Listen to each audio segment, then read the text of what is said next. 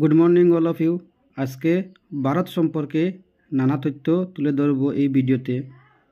আপনারা দেখতে পাচ্ছেন এখানে ভারতের নানা কথা। ভারত সম্পর্কে আজকে এই ভিডিওতে রয়েছে সম্পূর্ণ তথ্য। ভিডিওটি প্রথম হলে সাবস্ক্রাইব করবেন এবং ভিডিওটি শেয়ার করবেন। ভারতবর্ষ স্বাধীন হয় কত সালে? 1947 সালে 15ই আগস্ট। বিশ্বের শিল্পোন্নত দেশ হিসাবে ভারত কততম স্থানে? 10ম শিল্পোন্নত স্থানে। ভারতের অবস্থান বর্ণনা করো। বিষুবরেখার উত্তরে 8 ডিগ্রি 4 মিনিট ও 37 ডিগ্রি 6 মিনিট উত্তর অক্ষাংশের মধ্যে এবং 68 ডিগ্রি 7 মিনিট ও 97 ডিগ্রি 25 মিনিট পূর্ব দ্রাঘিমার মধ্যে ভারতের অবস্থান। তোমরা এগুলা লিখে রাখবে। এগুলা হলো ভারত যে আমরা উত্তর গোলার্ধে রয়েছি, এর কারণে তো উত্তরে রয়েছে উত্তর গোলার্ধে আমরা রয়েছি। উত্তর গোলার্ধে রয়েছে কর্কটক্রান্তি রেখা। আর ভারতের কর্কটক্রান্তি রেখা 8টি রাজ্য দিয়ে গিয়েছে। ভারতের আয়তন কত? 32,87,263 বর্গ কিলোমিটার। ভারতের স্থল সীমান্তের দৈর্ঘ্য কত? 15,200 কিলোমিটার। কোন কোন দ্বীপপুঞ্জ ভারতের অন্তর্গত? বঙ্গোপসাগর, আন্দামান ও নিকোবর দ্বীপপুঞ্জ, আরব সাগরের লাক্ষাদ্বীপ ভারতের অন্তর্গত। ভারতে বিশ্বের কততম বৃহত্তম রাষ্ট্র? 7ম বৃহত্তম রাষ্ট্র। ভারতের রাজনৈতিক প্রতিবেশী দেশের নাম কি? পশ্চিমে পাকিস্তান, পূর্বে বাংলাদেশ ও মায়ানমার। ভারতের প্রতিবেশী দেশগুলির নাম কি? উত্তরে যেগুলি দেশ রয়েছে ভারতের প্রতিবেশী দেশ, সেই দেশগুলির নাম। উত্তরের যে চীনের সিনকিয়াং প্রদেশ, চীন রয়েছে, তিব্বত রয়েছে, নেপাল রয়েছে, ভুটান রয়েছে। আর ভুটানের সাথে আমাদের ভালো সম্পর্ক রয়েছে। পাক প্রণালী ও মান্নার উপসাগর ভারতের মূল ভূখণ্ড থেকে কোন দেশকে বিচ্ছিন্ন করেছে? শ্রীলঙ্কাকে। প্রাকৃতিক বৈশিষ্ট্য অনুসারে ভারতকে কি ভৌগোলিক অঞ্চলে ভাগ করা হয়েছে? হিমালয় সহ উত্তর। হিমালয় ভারতের রয়েছে উত্তরে। অপূর্ব দিকে রয়েছে পার্বত্য অঞ্চল, গাঙ্গেয় অববাহিকা, মধ্যবর্তী উচ্চভূমি, উপদ্বীপ সংলগ্ন মালভূমি, পূর্ব উপকূল, পশ্চিম উপকূল এবং দ্বীপপুঞ্জ ও সমুদ্র অঞ্চল। ভারতের মূল ভূখণ্ডকে কি অঞ্চলে ভাগ করা হয়েছে? উত্তর হিমালয় পার্বত্য অঞ্চল, গঙ্গা সিন্ধু নদী সংলগ্ন উর্বর সমভূমি অঞ্চল, মরুভূমি অঞ্চল এবং দাক্ষিণাত্যের উপদ্বীপ সংলগ্ন মালভূমি অঞ্চল। ভারতের 7টি বড় পর্বতমালার নাম কি? হিমালয়। উত্তর পূর্ব সীমান্তে এলাকায় পাটকাই পর্বতমালা। গাঙ্গেয় উত্তর ভারতের সমতল ভূমি। দাক্ষিণাত্যের মালভূমি আলাদা করে দাঁড়িয়ে বিন্ধ্য পর্বত, সাতপুরা, আরাবল্লী। পশ্চিম উপকূলের সমভূমির পূর্ব প্রান্তের পশ্চিম ঘাট বা সাহাদ্রি পর্বতমালা এবং পূর্ব ঘাট পর্বতমালা। বিশ্বের সর্বোচ্চ পর্বতমালার নাম কি? হিমালয়। কত কিলোমিটার জুড়ে হিমালয় বিস্তৃত? 5 লক্ষ বর্গ কিলোমিটার। হিমালয় রয়েছে নেপালে। বিশ্বের সর্বোচ্চ পর্বতশৃঙ্গের নাম কি? এভারেস্ট। হিমালয়ের উল্লেখযোগ্য গিরিখাতগুলির নাম কি? জেলেপেলা, নাথুলা, শিবকিলা। বিশ্বের অন্যতম প্রাচীন পর্বতমালার নাম কি? আরাবল্লী পর্বত। আরাবল্লী রয়েছে রাজস্থানে। সাহাদ্রি বা পশ্চিমঘাট পর্বতমালার গড় উচ্চতা কত? 1200 মিটার। ভারতের 3টি প্রধান জলবিভাজিকা কি? উত্তরে কারাকোরাম অঞ্চল সহ হিমালয়, মধ্য ভারতে বিন্ধ্য ও সাতপুরা পর্বত, পশ্চিম উপকূলে সাহাদ্রি বা পশ্চিমঘাট পর্বতমালা। ভারতের নদীগুলিকে কি ভাগে ভাগ করা হয়েছে? হিমালয় থেকে উৎপন্ন হওয়া নদী, দাক্ষিণাত্যের উপদ্বীপ অঞ্চলের নদী, উপকূল ভাগের নদী, পশ্চিম রাজস্থানের মরুভূমি অঞ্চলের ক্ষণজীবী নদী। হিমালয় থেকে কোন 3টি নদীর উৎপন্ন হয়েছে? খুব ইম্পর্টেন্ট। গঙ্গা হিমালয় থেকে হয়েছে, ব্রহ্মপুত্র হিমালয় থেকে হয়েছে ও সিন্ধু নদী। 3টি নদী হিমালয় পর্বতমালা থেকে হয়েছে। গঙ্গা গঙ্গোত্রী থেকে, ব্রহ্মপুত্র হলো মানসরোবর, আর সিন্ধু একই এই ব্রহ্মপুত্র থেকে হিমালয় থেকে। উৎপত্তি হয়েছে, তোমরা ভালোভাবে দেখে নিও। গঙ্গা নদীর দৈর্ঘ্য কত কিলোমিটার? 2655 কিলোমিটার। সিন্ধু নদের এখানে কিছুটা পার্থক্য রয়েছে, তোমরা গুগল করে দেখতে পারো। 2655 এখানে দিয়েছে, আমার তো মনে হচ্ছে 2900 কিলোমিটার। সিন্ধু নদের 5টি শাখা নদীর নাম কি? সিন্ধু নদের উপনদীগুলি, শাখা নদী হলো উপনদী: বিতস্তা, বিপাশা, শতদ্রু, ইরাবতী এবং চন্দ্রভাগা। গঙ্গার উপনদীগুলির নাম কি? খুব ইম্পর্টেন্ট, গঙ্গার উপনদীগুলি তোমরা গ্রেড 3, গ্রেড 4-তে আসতে পারে। গঙ্গার উপনদী: যমুনা, গোমতী, গড়গড়া, চম্বল, সোন, কাশী, সারদা প্রভৃতি। আমি আমার একটি ভিডিওতে ব্রহ্মপুত্রের উপনদীগুলি উল্লেখ করেছি, তোমরা ডেসক্রিপশন বক্সে গিয়ে দেখতে পারো। গঙ্গা নদী কোন কোন রাজ্যের মধ্যে দিয়ে গিয়েছে? উত্তরপ্রদেশ, বিহার এবং পশ্চিমবঙ্গ। দাক্ষিণাত্যের প্রধান নদীগুলির নাম কি? দাক্ষিণাত্য হলো দক্ষিণ ভারতের প্রধান উপনদী। দক্ষিণ ভারতে রয়েছে তামিলনাড়ু, কর্ণাটক, কেরালা, তেলেঙ্গানা, এইসব রাজ্যের দিকে গিয়েছে গোদাবরী। দক্ষিণ ভারতের সবচেয়ে বড় নদী হলো গোদাবরী। কৃষ্ণা, কাবেরী, সবরমতী, মহানদী, নর্মদা, তাপ্তি। মহানদী নর্মদা এবং তাপ্তি, এই দুই নদী হলো পশ্চিমবাহী নদী। এই নদীগুলি বেশিরভাগ নদী, দক্ষিণ ভারতের নদীগুলা বেশিরভাগ গিয়া পড়েছে বে অফ বেঙ্গল, বঙ্গোপসাগরে গিয়ে পতিত হয়েছে। কিন্তু এই দুইটি নদীর ক্ষেত্রে ব্যতিক্রম, নর্মদা এবং তাপ্তি। নর্মদা এবং তাপ্তি এই দুই নদীগুলি গিয়ে পড়েছে আরব সাগরে। গোদাবরী, কৃষ্ণা, কাবেরী, সবরমতী, মহানদী, নর্মদা, তাপ্তি, এগুলো দক্ষিণ ভারতের প্রধান নদীসমূহ। পশ্চিমঘাট পর্বতমালা থেকে উৎপন্ন হওয়া নদীগুলির নাম কি? পশ্চিমঘাট একটা পর্বত, এটা পশ্চিমঘাট পর্বতটা হলো দক্ষিণ ভারতে। গোদাবরী, কৃষ্ণা, কাবেরী ও পেন্নার নদী, তোমরা দেখতে পাচ্ছ যে নদীগুলির নাম বলেছি আমি সব দক্ষিণ ভারতের নদী। পশ্চিমঘাট রয়েছে তামিলনাড়ুতে। তামিলনাড়ু, গোয়া, কেরালা, মহারাষ্ট্র, গুজরাট নয়, মহারাষ্ট্র, এই কয়েকটি রাজ্যের মধ্যে দিয়ে পশ্চিমঘাট পর্বত বাহিত হয়েছে। ভারতের মরুভূমিকে কি ভাগে ভাগ করা হয়েছে? গ্রেট ডেজার্ট বা বড় মরুভূমি এবং লিটল ডেজার্ট বা ছোট মরুভূমি। ভারতের মধ্যে একমাত্র মরুভূমি হলো থর মরুভূমি। বড় মরুভূমি বলতে কী বোঝো? লুনি নদীর উত্তরাঞ্চলকে বলা হয়।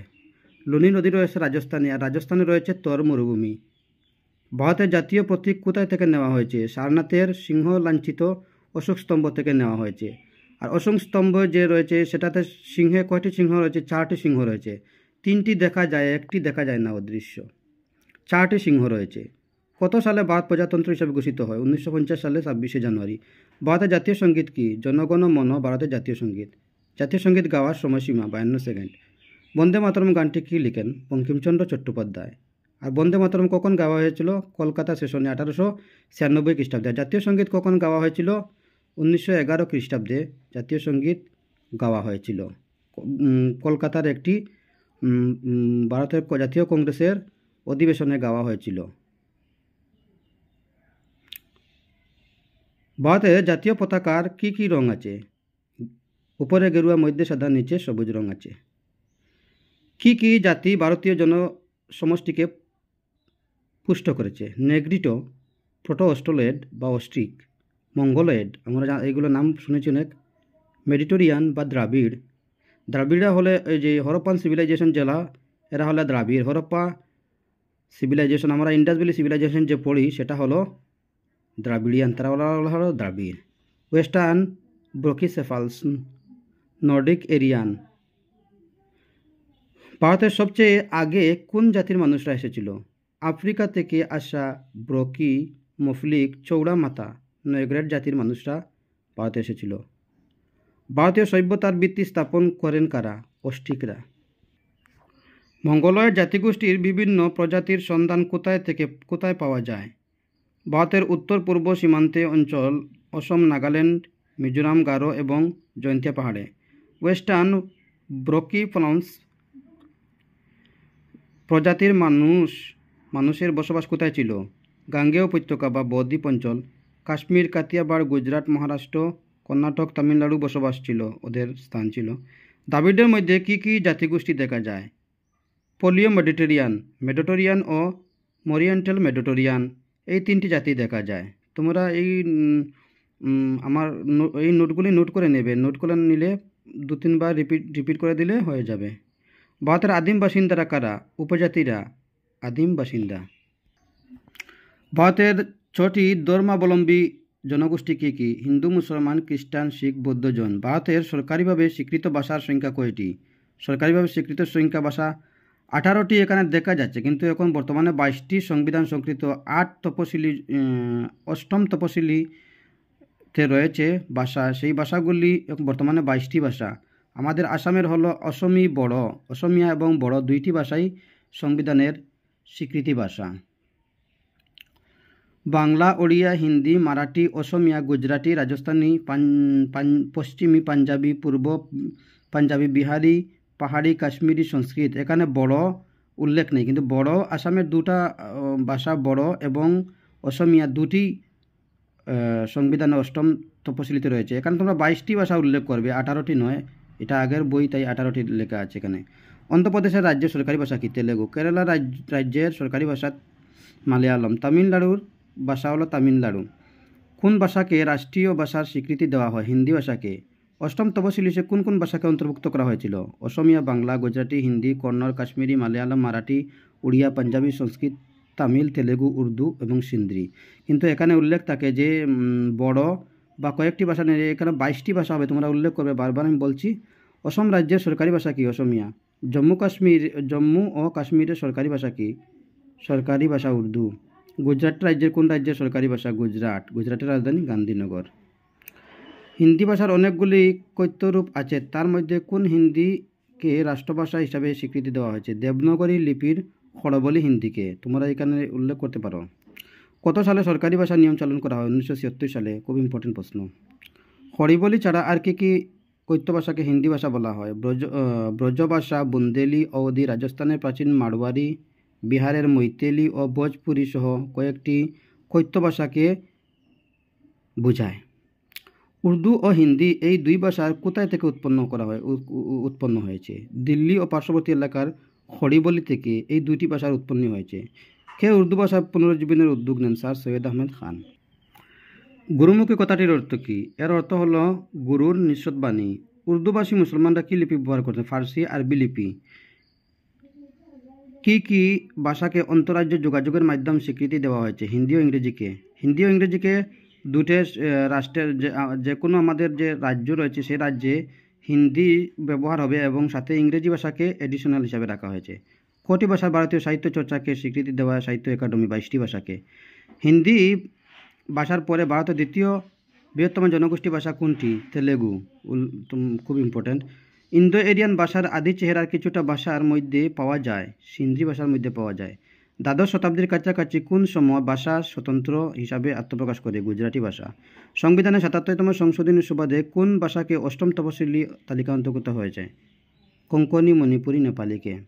দ্রাবিড়িয়ানরা ভাষা বর্ষে কখনো এসেছিল? ইন্দো এরিয়ান ভাষাগোষ্ঠীর কয়েকশো বছর আগে দ্রাবিড় ভাষা এদেশে এসেছিল। ইন্দো আরিয়ান ভাষাগোষ্ঠীর মধ্যে কোন ভাষা সবচেয়ে বেশি উন্নত? ভারতের ধ্রুপদী ভাষা সংস্কৃত। ভারতীয় ভাষাগুলিকে কি গোষ্ঠীতে ভাগ করা হয়েছে? নেগ্রয়েড, অস্ট্রিক, সিনো টিবেটিয়ান, দ্রাবিড়িয়ান, ইন্দো এরিয়ান এবং অন্যান্য। পশ্চিমবঙ্গের সরকারি ভাষা কি? বাংলা ভাষা। বাংলা স্বতন্ত্র ভাষা হিসাবে কত খ্রিস্টাব্দে আত্মপ্রকাশ করে? 1000 খ্রিস্টাব্দে নাগাদ প্রকাশ করে। কুল বা মুন্ডা উপজাতি ভাষা কি? মুন্ডারি। কোন দেশের সংবিধান পৃথিবীর সর্ববৃহৎ লিখিত সংবিধান? ভারতীয় সংবিধান। কত সালে ভারত সংবিধান প্রয়োগ করা হয়? 1950 সালের 26শে জানুয়ারি। কার নেতৃত্বে সার্বভৌম গণপরিষদ গঠন করা হয়? ডক্টর রাজেন্দ্র প্রসাদ। রাজেন্দ্র প্রসাদ হলেন স্বাধীন ভারতের প্রথম রাষ্ট্রপতি। কত সালে খসড়া সংবিধান প্রকাশ করা হয়? 1948 সালে। বর্তমান সংবিধানের কয়টি তপশিলি রয়েছে? বর্তমানে রয়েছে এখানে উল্লেখ করতে পারি যে 448টি রয়েছে, 12টি তপশিলি রয়েছে। 460টি নয়, 448টি হবে। কারা খসড়া সংবিধানের সদস্য ছিল? সংবিধান প্রস্তুত chairman doctor B R Ambedkar, সদস্য Alladi Krishnaswami Ayyangar, N Gopalaswami Ayyangar, K M Munshi Saadullah, B L Mittal. এরপর স্থানে আসন করেন মাধব রাও, ডিপি খৈতান। এর স্থানে আসেন টি কৃষ্ণমাচারি। খুব উল্লেখযোগ্য, খুব গুরুত্বপূর্ণ। কারা খসড়া সংবিধান যখন গঠন করা হয়েছিল তখন সংবিধানের এরা সদস্য ছিলেন। ভারতের সংবিধানের অন্যতম বৈশিষ্ট্য কী? অন্যতম বৈশিষ্ট্য হলো সংবিধানের প্রস্তাবনা। সংবিধানের প্রণেতারা প্রস্তাবনায় কী কী করেছেন? সংবিধানের উৎস, তার উদ্দেশ্য, লক্ষ্য, রাষ্ট্রীয় কাঠামো, সামাজিক, অর্থনৈতিক, রাজনৈতিক ভিত্তি ব্যক্ত করেছেন। 1976 সালে সংবিধানের 42তম সংশোধনী আইনের মাধ্যমে কোন 3টি শব্দ যোগ করা হয়? এটা সংক্ষেপে বলতে হয় SSI: সমাজতান্ত্রিক, ধর্মনিরপেক্ষ এবং সোশিয়ালিস্ট। সংহতি: SSI এখানে বলছি socialist, secular and SSI integrity. Integrity হলো সংহতি। এই 3টি তোমরা সংক্ষেপে রাখতে পারো SSI। ভারত একটি সার্বভৌম ধর্মনিরপেক্ষ গণতান্ত্রিক প্রজাতন্ত্র। ভারতের সংবিধানের বৈশিষ্ট্য হিসাবে কোনো বিশেষ ধর্মকে স্থান দেওয়া হয়েছে। ভারতের সংবিধানের বৈশিষ্ট্য হিসাবে কোনো অধিকারকে বিশেষ স্থান দেওয়া হয়েছে। এই জন্য ভারত সার্বভৌম ধর্মনিরপেক্ষ গণতান্ত্রিক প্রজাতন্ত্র দেশ। মৌলিক অধিকার বিশেষ স্থান দেওয়া হয়েছে। ভারতের সংবিধানের বৈশিষ্ট্য হিসাবে কোন অধিকারকে দেওয়া হয়েছে? মৌলিক অধিকারকে দেওয়া হয়েছে। কোন অধিকারকে হলো মৌলিক অধিকার? কোন অধিকারগুলি হলো মৌলিক অধিকার? সমতার অধিকার, স্বাধীনতার অধিকার, শোষণের বিরুদ্ধে অধিকার, শিক্ষার অধিকার, সাংস্কৃতিক অধিকার, ধর্মীয় স্বাধীনতার অধিকার, সম্পত্তির অধিকার, সাংবিধানিক প্রতিকারের অধিকার হলো মৌলিক অধিকার। এখানে সম্পত্তির অধিকার বাতিল হয়ে গেছে। বর্তমানে 6টি মৌলিক অধিকার। সম্পদের অধিকার বাতিল হয়েছে 44 নম্বর সংবিধানের ধারায়। 44 নম্বর সংশোধনীয় সম্পত্তির অধিকারকে বাতিল করা হয়েছে 1978 সনে। ভারতের সংবিধানের একটি উল্লেখযোগ্য বৈশিষ্ট্য কী? ভারতের সংবিধানের একটি উল্লেখযোগ্য বৈশিষ্ট্য হল জরুরি সংক্রান্ত ঘোষণা। 368 নম্বর দ্বারা রাষ্ট্রপতি জরুরি অবস্থা ঘোষণা করতে পারেন। জরুরি অবস্থায় সম্পর্কিত ঘোষণাকে কী 368 নম্বর সংবিধান সংশোধনের দ্বারা সংবিধান সংশোধন করা যায়। আর রাষ্ট্রপতি জরুরি, একটি কথা ভুল হয়েছে এখানে, যে জরুরি অবস্থা ঘোষণা করা হয় 352 নম্বর থেকে 360 নম্বর দ্বারা অনুযায়ী রাষ্ট্রপতি জরুরিকালীন অবস্থা ঘোষণা করতে পারেন।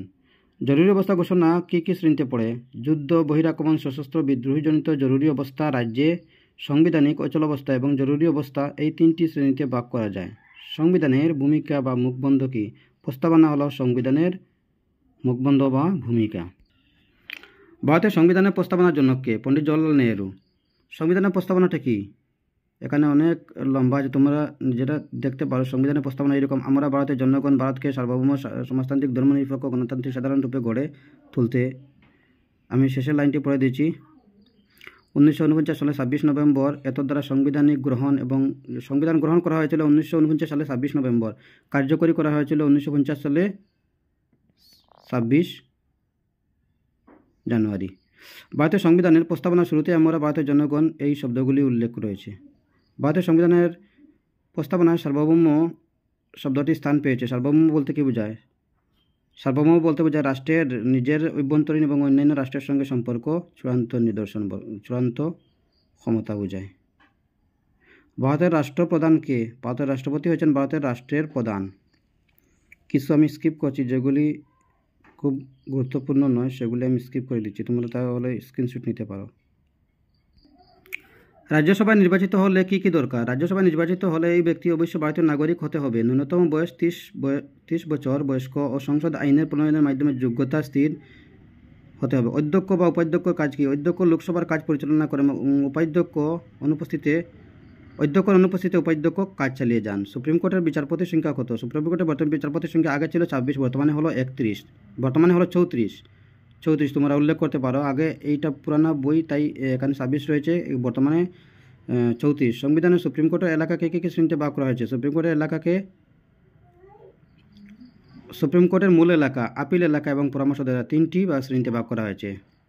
সংবিধানে সুপ্রিম কোর্টের রায়ের আপিলে কী ধরনের? কয়েকটি বিশেষ ক্ষেত্রে হাইকোর্টের রায়ের সুপ্রিম কোর্টের আপিল দেওয়ানি মামলা, হাইকোর্টের রায়ের বিরুদ্ধে সুপ্রিম কোর্টে যাওয়া যায়।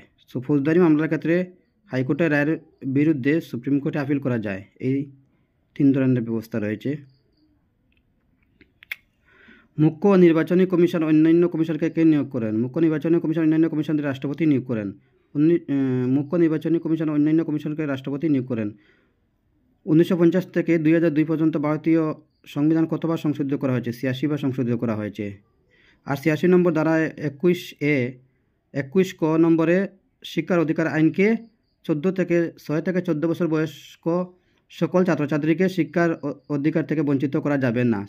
এটা 2002 সনে 86 নম্বর সংশোধনী দ্বারা ভারতের সংবিধানে আনা হয়েছে যে শিক্ষার অধিকার আইন, তোমরা সবার জানা আছে।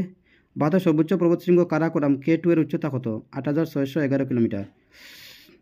হিমালয় পর্বতমালা হিমালয় পর্বতমালার উৎপত্তি কীভাবে হয়েছে? প্রায় 5 কোটি বছর আগে ভাসমান ভারতীয় ভূখণ্ড ও তিব্বতের অঞ্চলের মধ্যে সংঘর্ষের ফলে হিমালয় পর্বতমালা সৃষ্টি হয়েছে। সাহাদ্রি বা পশ্চিমঘাট পর্বতমালা কত দূর পর্যন্ত বিস্তৃত? দাক্ষিণাত্যের মালভূমি এলাকা সমান্তরাল রেখা বরাবর তাপ্তি নদী উৎসসমূহ থেকে শুরু করে ভারতের দাক্ষিণাত্য কন্যাকুমারী বরাবর স্থিত। ভারতের পশ্চিম উপকূলে প্রবল বৃষ্টি হওয়ার কারণ কি? আরব সাগরের কাছাকাছি দাঁড়িয়ে থাকার এই পর্বতমালা মৌসুমী জলবায়ুর নিয়ন্ত্রিত এসে আছড়ে পড়ে, তার ফলে পশ্চিম উপকূলে প্রবল বৃষ্টিপাত হয়ে থাকে। পূর্বঘাট পর্বতমালার 2টি নদীর নাম লেখো।